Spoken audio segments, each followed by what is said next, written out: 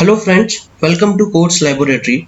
In this video, we will discuss about data types in Java. But before going forward, I will strongly recommend you to take a look of our earlier session as we have discussed about variables in that session. So we have discussed mainly three types of variables: local variables, instance variables, static variables, and how they get initialized. Okay, so let's continue with this. Data types in Java specify the size and type of values that can be stored in an identifier.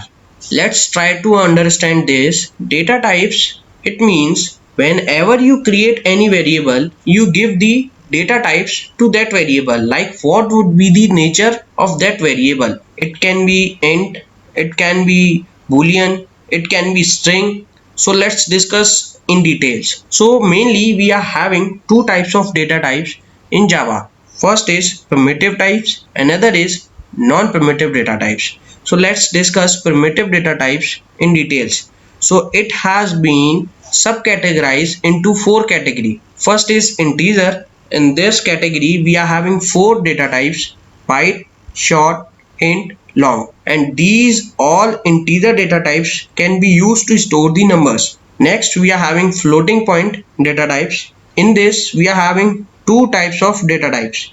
One is float, another is double. These two data types can be used to store floating point values. Next we are having character.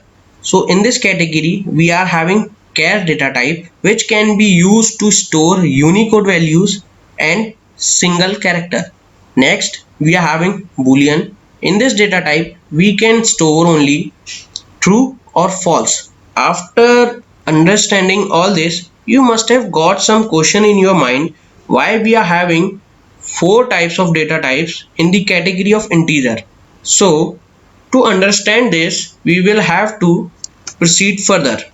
As you can see, all the integer data types having different sizes. On the basis of their sizes, you can use at the most acceptable place. So let's discuss about their size and what maximum and minimum value they can store. The default value of byte data type variable is 0 and their size is 8 bits. It means minimum you can store 2 to the power 7, it means minus 128, and maximum you can store 2 to the power 7 minus 1, it means plus 127. Same as like byte we are having short. This can also be used to store the number, but as the size of short data type is 16 bits, it means you can store minimum 2 to the power 15 in negative and maximum 2 to the power 15 minus 1. Don't worry, I will explain you next couple of minutes on the Eclipse like what I am telling you, 2 to the power 7 and 2 to the power 15. So you will be able to understand that in details. So let's discuss about int. In int we are having 32 bits. It means over here it will give you the long range to store the numbers. Same as it is, we are having long. Its size is 64 bits and all the integer data types having default constant value which is 0. So let's talk about floating point data types. In this category we are having two data types, float and double. So float size is 32 bits and double data type size is 64 bit. So as you can see, the default value will be for both of these two data types will be 0.0. Apart from this, we are having one boolean data type. So the default value will be false for this data type and its size is 1 byte. And we are having one more data type called character. Size of character data type is 16 bits and we can store Unicode and single character in this type of data type. So let's go to the Eclipse to understand this in details. And on the Eclipse I will explain you also about the non-primitive data types.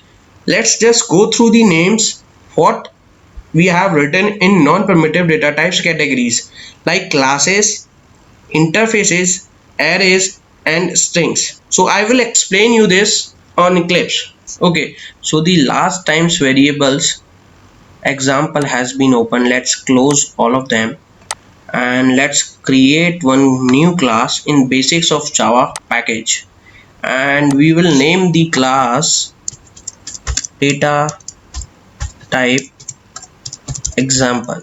Okay, so as you can see, we have created the class. Let's create one method main,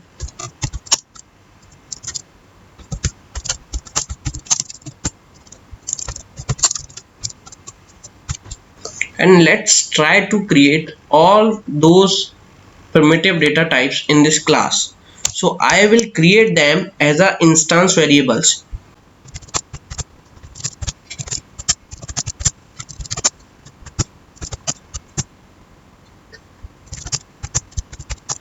So as you can see, we have created all 8 primitive data types variable. Let's try to access them in our main method. So as you must have remembered, to use the instance variable, first we will have to create the instance of our class. Let's do that.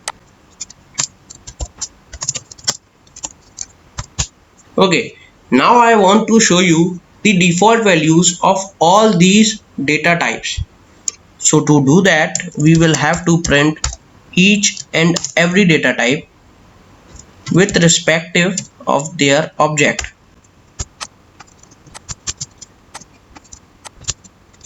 Let's change their name. This will be S, this will be B, I for int, L for long, B1 will be used for boolean, C will be used for character, and F will be used for float, T will be used for double. So let's save our project and let's try to execute. So as you can see, it says 0 0 0 0. It means all integer type data type default value is 0 and boolean type data type default value is false. As you can see, for character type we have not any output as their default value is Unicode, and for float type we got 0.0, and same as it is for double type we got 0.0. Okay, so you must be remember in the last session I have told you how these default value will be provided when we are using these variables. So yes, you guys are correct. It has been initialized because we have created the object of this particular class, and when we create the object, the default constructor called by the JVM and all these data types get initialized. Now let's do some tricks with these data types and try to find out what will be the output. So let's try to change the value. This, as you can see, I have initialize 10 value in byte variable. Let's save this and try to execute. Okay, so you can see our value is printed. So let's try to change this value to 1000, and as you can see there is some error. Let's go through of this. It says type mismatch, cannot convert from int to byte. It says the data type of this variable is byte, but what we are passing into it is integer type. So we should change the data type of this variable from byte to int, or we should give the value which must come into the category of byte variable. So let's try to understand. I was telling you the size of these data types, so that will come into the picture. So as I have told you, the byte variable can only store minimum will be 128 minus, and the maximum will be, if you will calculate 2 to the power 7 minus 1, this will be 127. And there is one logic how we got these maximum and minimum value, which I will explain you in the upcoming session. So now let's try to initialize value 120 and see it is not giving us any error. It means if we will initialize 127, then there will be no error, but if we will increase it from 127 to 128, then you can see it will start giving us error. It is because of their size. Let's also try to check the minus value. See, it is not giving us any error. Let's increase this. Okay, so now it is giving us the error. So let's just keep it like 127 and let's go to the sort data type and try to do this type of tricks. So here I will put 3000 and let's try to execute this program. Okay, so as you can see, it successfully got compiled and we got the results. So let's try to increase the value from 3000 to 33,000, and as you can see, short data type has also started giving the error message. It says cannot convert from int to short. It means the maximum value of short data type will be 2 to the power 15 minus 1, and minimum value will be minus 2 to the power 15. You can calculate whatever value we have given here. It is far from the maximum limit of short data type. Let's make it 30,000, and as you can see, now the sort is not giving us any error. So that is the reason why we are having these byte, short, int and long. As per our requirement we can use. So let's try to initialize int also, and we will put some 1 lakh. See, its size is long, that is why it is not giving us error. But if we will increase this like this, now you can see it is giving us some error. It says the type of int is out of range. It means now this int will not be able to handle this value. So in that case we can use long, and as it is out of the range of long also, so let's just quickly make it small.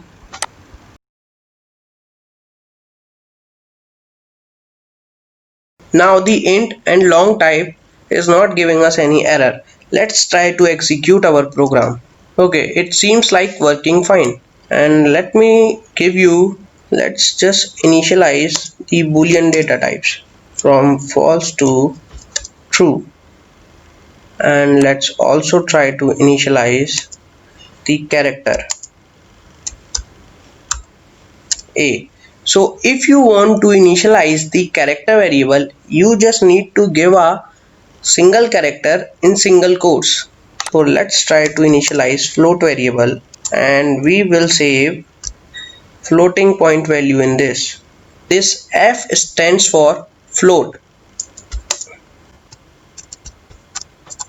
Let's try to execute our program once again.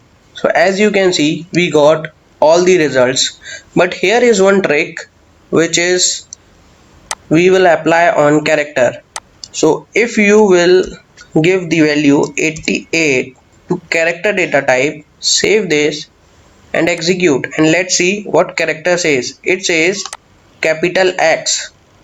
It means I have earlier told you these character data type is store either Unicodes or the characters. If you are passing some value like 88, like 96, so in Java this character has Unicode for each and every character. If we will change from 96 to 97, it must be print small a, as you can see. So the Unicode of small a is 97, and if you want to print capital A, you can give 65. So if you will start raising this value by 1, you will get capital B. See, so this was all about the primitive data type. Now let's talk about the non-primitive data types. So our presentation says all the classes we are having in Java are non-primitive, are falls under into the category of non-primitive data types.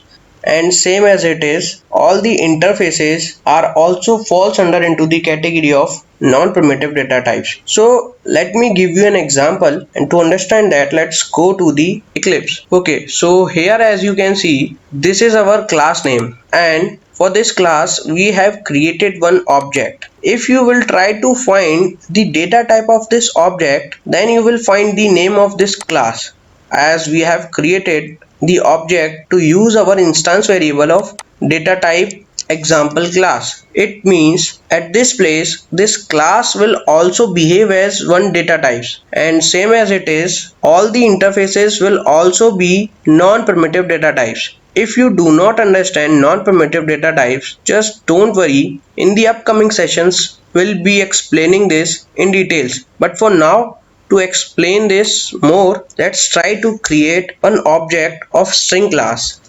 like this. S is equals to new string, and we will store codes laboratory. Let's try to use this variable. Okay, it gives us some error. It says duplicate field. Okay, we have created sort, so we will have to change the name str. Okay, let's try to access that variable, and to access that we will have to use the object of our class. Let's see what it's written. So it returns codes laboratory. As you can see, str variable returns the codes laboratory. Let's just try to find out the type of our str variable. So to do that, we can use instance of keyword, and this keyword will check data type of this variable is a string. It means it will return us true, otherwise it will return us false. So let's try to execute this. So it says true. It means a string is also our data type, and that is non-primitive data types. So let's go to our PPT, and as we have discussed all this, so guys, this was all for this video. If you are having any question, do let me know while writing in the comment sections. If you like the video, please like, share and subscribe.